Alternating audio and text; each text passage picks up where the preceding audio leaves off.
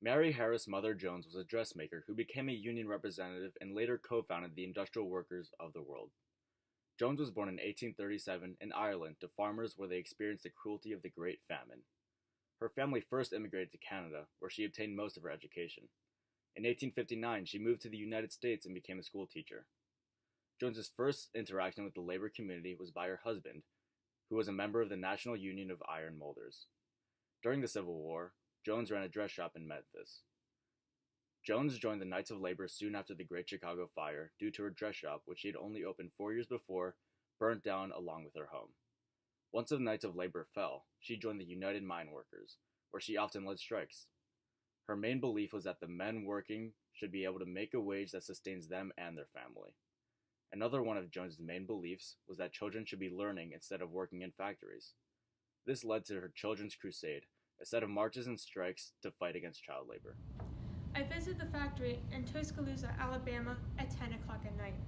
The superintendent, not knowing my mission, gave me the entire freedom of the factory, and I made good use of it. Standing by siding that contained 155 spindles were two little girls. I asked the man near if the children were his, and he replied that they were. How old are they? I asked. This one's 9 and the other's 10, he replied. How many hours do they work? 12 was the answer. How much do they get a night? We all three together get 60 cents. They get 10 cents each, and I 40. I watched them as they left their slave pen in the morning and saw them gather their rags around their frail forms to hide from the wintry blast.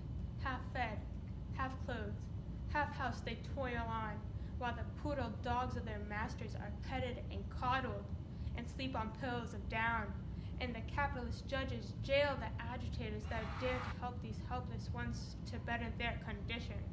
There once was a law on the statute books of Alabama prohibiting the employment of children under 12 years of age, more than 8 hours each day. The Gadsden Company would not build their mill until they promised this law should be repealed.